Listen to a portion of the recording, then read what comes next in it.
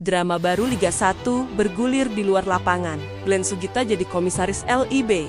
Bali United bawa pelatih Eredivisie. Striker buas, gabung Persik. Keputusan mengejutkan Jordi Amat, tolak Arab Saudi dan Spanyol, demi Persija Jakarta, 4 berita panas. 1 benang merah, Liga 1 makin sulit ditebak.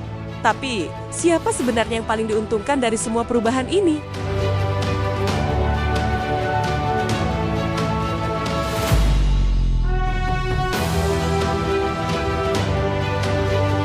RUPS PT LIB mengubah peta kekuasaan sepak bola nasional. Glenn Sugita, tokoh kunci di balik kejayaan Persib, kini naik kelas jadi komisaris PT LIB.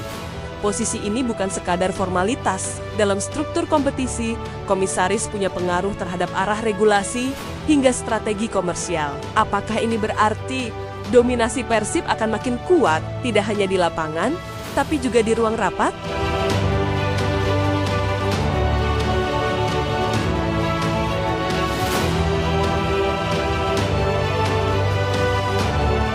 Ferry Paulus tetap menjabat sebagai dirut. Sebuah konsistensi yang mengundang spekulasi. Pasca tragedi Kanjuruhan, ia tampil sebagai figur penyelamat. Namun, kritik tetap datang. Apakah keberlanjutan posisinya menandakan stabilitas atau justru stagnasi? Sementara itu, Sadikin Aksa dan Asep Saputra dipertahankan, stabil di atas kertas. Tapi apakah struktur ini cukup progresif?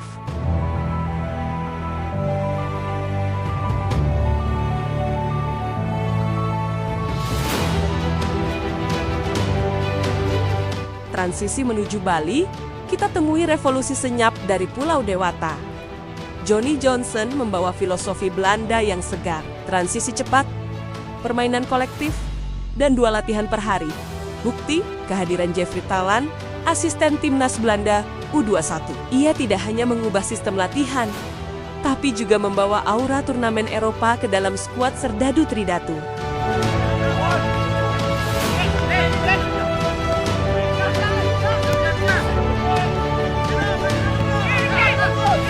Yang paling menarik, munculnya Irfan Bahdim di latihan Bali United. Tanpa pernyataan resmi dari klub, kehadirannya memunculkan satu pertanyaan. Comeback atau hanya sekadar nostalgia jika benar kembali direkrut? Ini bukan sekadar romantisme masa lalu. Bahdim bisa jadi mentor spiritual untuk generasi muda Bali United. Tapi mengapa klub masih bungkam soal statusnya?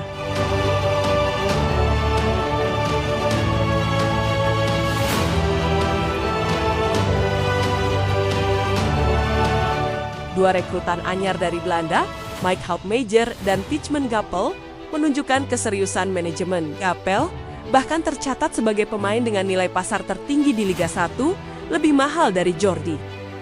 Apakah ini pertanda Bali United bersiap untuk ekspansi ke level Asia? Atau ada risiko overvalued yang bisa menjadi bumerang?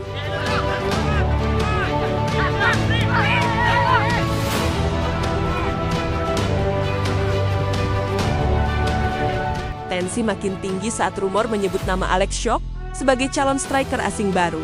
Jika benar, ia akan menemani Boris Kopitovic.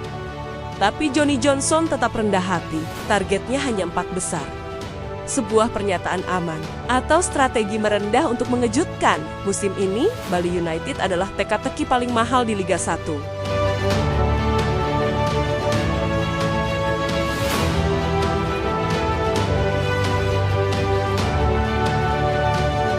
Kita bergeser ke Kediri. Persik menggebrak dengan mendatangkan Sylvain Etienne, predator asal Prancis. Musim lalu 14 gol di Liga Luxembourg jadi bukti insting tajamnya. Di usia matang 29 tahun, ia tidak datang untuk belajar. Ia datang untuk mencetak gol dan membuat pertahanan lawan ketar-ketir. Sylvain adalah pernyataan ambisi Persik.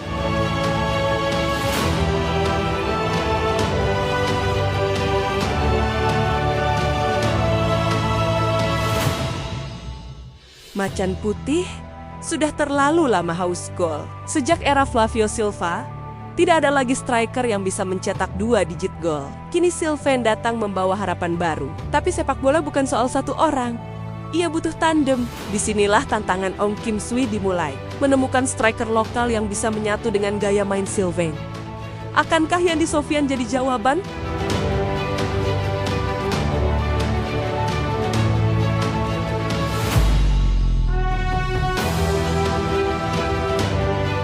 Manajer Persik, Syahid Nur Ihsan, menyebut Sylvain sebagai simbol dari komitmen membangun skuad kompetitif, tapi tekanan pun otomatis meningkat. Supporter Kediri haus prestasi. Jika Sylvain gagal adaptasi, sorotan bakal berubah jadi tekanan. Tapi jika berhasil, Persik bisa saja mengulang kejayaan masa lalu. Sylvain bukan hanya tumpuan gol, tapi juga titik balik.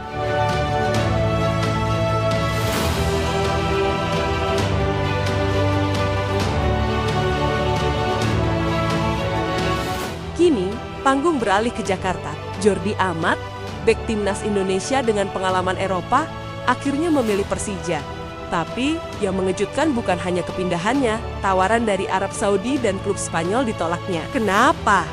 Jordi menyebut ada satu hal. Keluarga. Bagi pemain berdarah Indonesia ini, pulang ke tanah leluhur lebih berharga dari segalanya.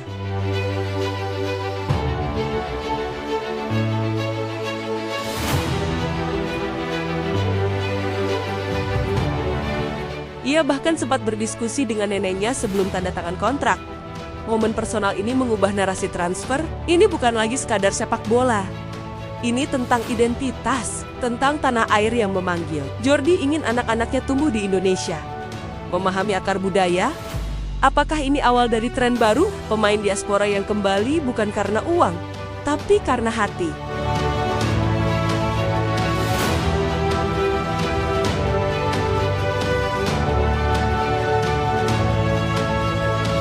Persija patut diacungi jempol. Bukan perkara mudah meyakinkan pemain sekelas Jordi Amat. Tapi Bambang Pamungkas berhasil lewat pendekatan personal. Lewat komunikasi yang respek, transfer ini bukan hanya teknis, ini emosional. Persija membuktikan, strategi transfer cerdas bukan soal uang, tapi soal kepercayaan dan koneksi emosional.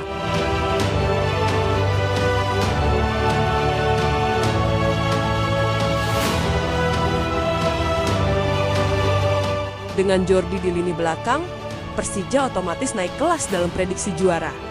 Apalagi mereka masih menyisakan slot asing, tapi pertanyaannya, apakah Persija benar-benar siap memaksimalkan kehadiran Jordi? Atau ini hanya euforia jangka pendek? Yang jelas, Liga 1 musim ini bukan hanya kompetisi antar klub, tapi juga ajang adu visi antar manajemen.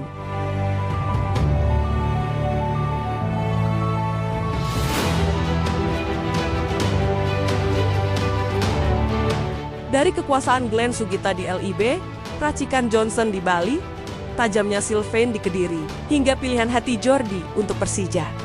Satu kesimpulan mencuat, Liga 1 2025-2026 tidak akan sama seperti musim-musim sebelumnya.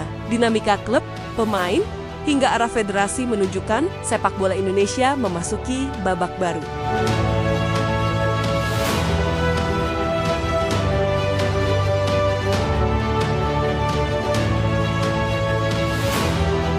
Pertanyaan besarnya kini, akankah perubahan ini membawa sepak bola Indonesia ke level yang lebih tinggi? Atau hanya jadi euforia sesaat? Apakah pemain asing seperti Sylvain dan Gapel bisa konsisten? Apakah figur seperti Glenn Sugita dan Jordi Amat bisa menginspirasi regenerasi? Tulis pendapatmu di kolom komentar dan bersiaplah menyambut musim paling liar Liga 1.